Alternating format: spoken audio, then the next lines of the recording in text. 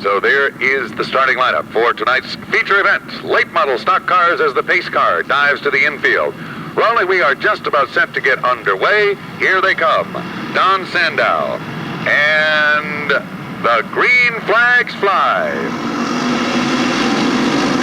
Into turn one we go, and Sandow will grab the lead, followed by Hall in car number 4X. We've got them stacked up down there in turn number 1, however. It looks like Bruce Sperry is involved. Larry 17 of Larry Pinson's also. And there's one other car there. I don't know, Raleigh, if you can make that one out himself last week, so yes, he was eager to build on that. But no luck tonight. Okay, here we go. Heading for turn 4. And we have our start.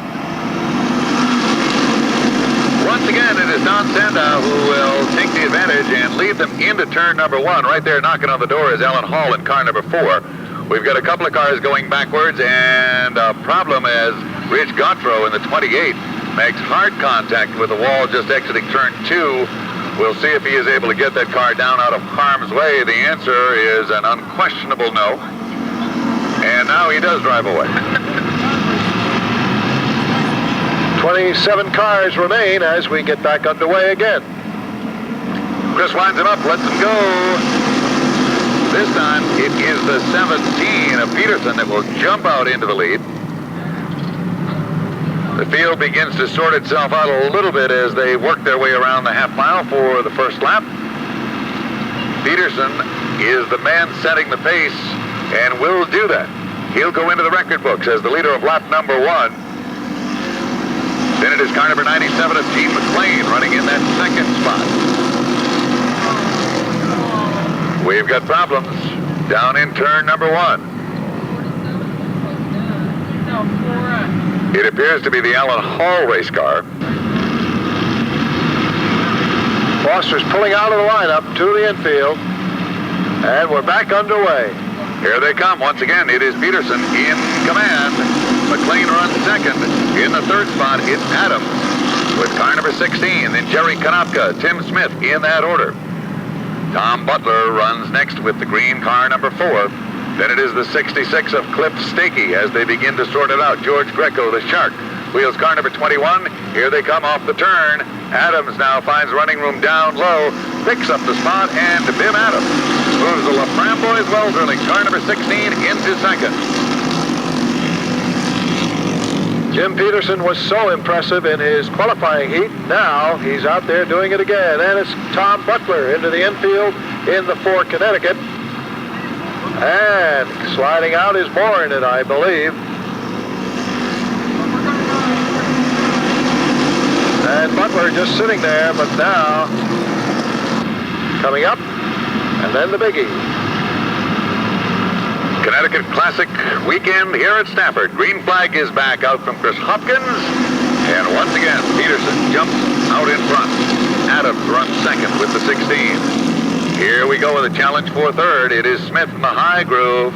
And a challenge now down on the low side from Adams as he pulls up alongside of the 17 of Peterson. They are elbow to elbow. Off the turn, a brand new leader emerges. It is Leo Bim Adams.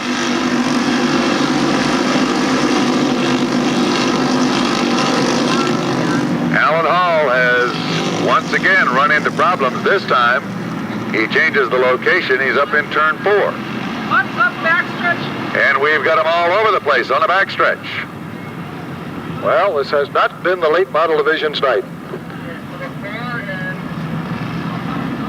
A cloud of dust and a Hardy Hi-O silver. Okay, so Alan Hall pulls down into the infield. It appears to...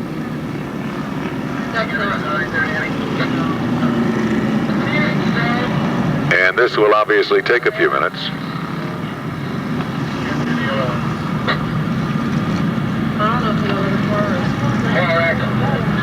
That was a red one. Off the track there.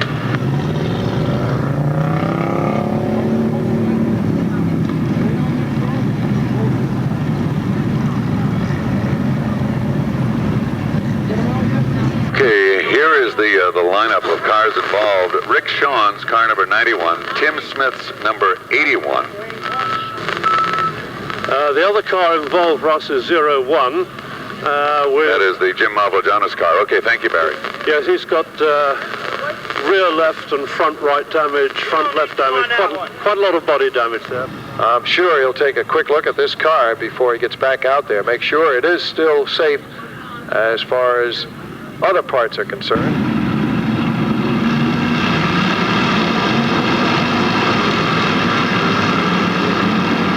Green flag flies once again, and down to the line they come. It is Tim Adams.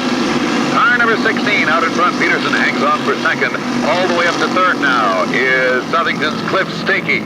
Then it is the Shark, Greco, in car number 21. And look who is lurking right back there with car number 8. It is the Polish Rocket, Chuck Zentarski. Off the turn.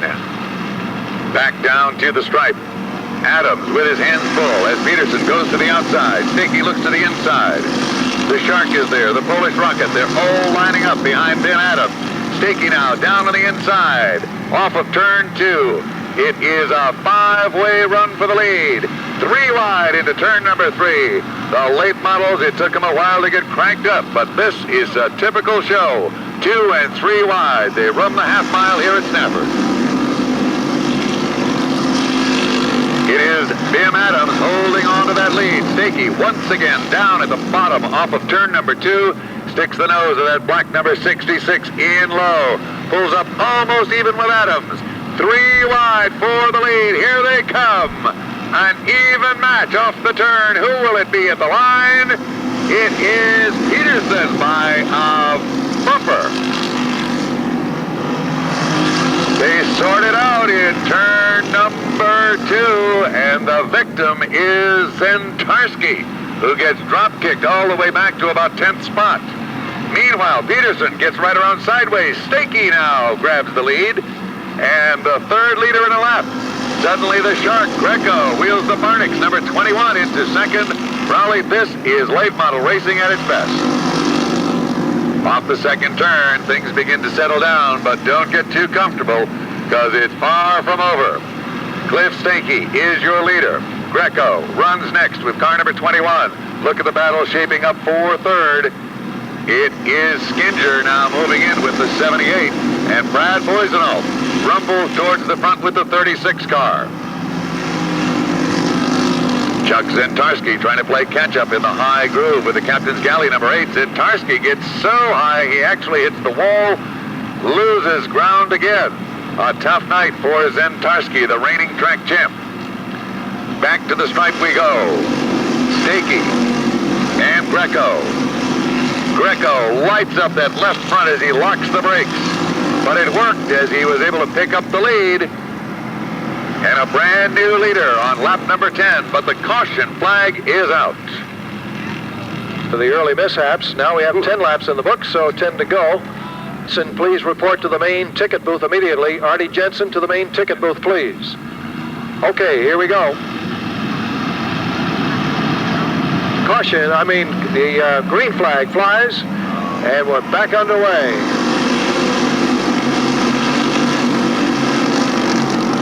A good jump on the restart. Skinger takes over the second spot from Greco. Greco dropping off the pace dramatically in the 21. Fred LaForge now closing in a battle for the number 5 spot. LaForge has a feature win. He's in car number 3.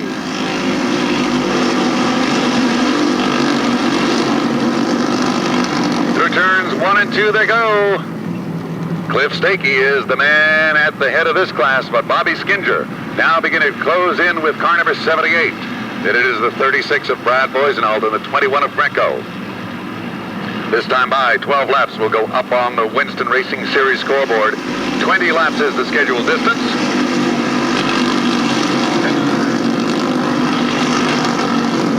Boissonneault looks to the low side of Skinger. Is able to stick the nose in there. Skinger tries to close the door. They swap some paint at turn 3.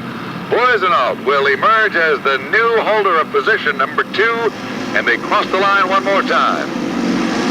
Things beginning to settle down just a bit, but John Mayberry has problems with car number 7, and he will pull down low. He is out of the event. tough break for Mayberry tonight with car number 7. Meanwhile, back to the front, Cliff Stakey, who has been a many-time winner here at the Stafford Motor Speedway, leads the field with only 6 circuits remaining. Stakey in very, very good condition.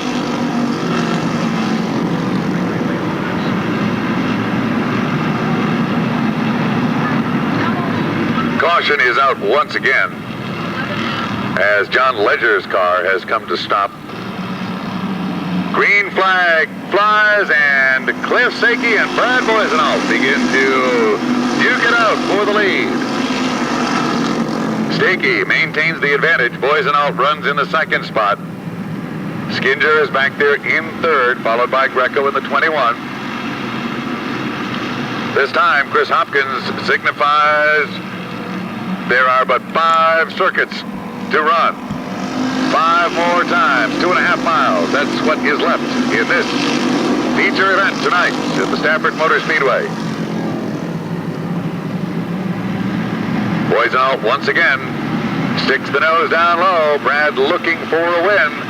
Cliff Stakey looking to add yet another notch in his win belt.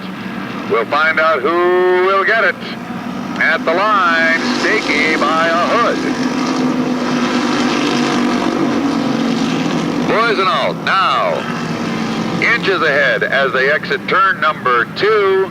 He has the inside groove. Stakey is caught up high. Boissonneault this time will probably emerge as the leader.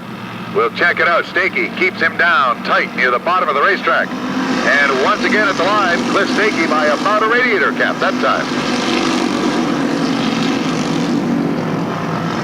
Side by side, they exit turn 2, 17 laps on the scoreboard. Here comes Bobby Skinger. 2 laps remain to be run. And who will end up in victory lane? It's anyone's guess.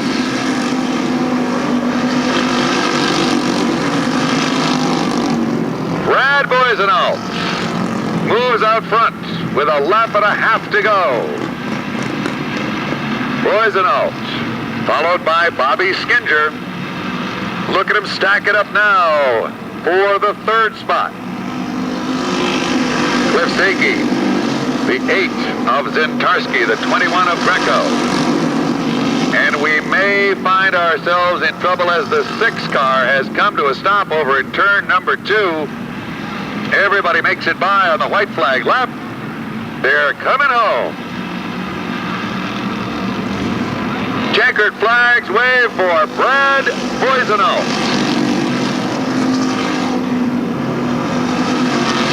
Brad picks up his first win of the season.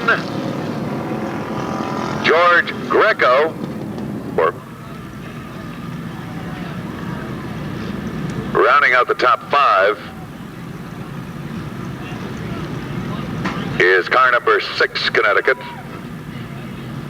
That is the Steiner machine. Woods in the 51.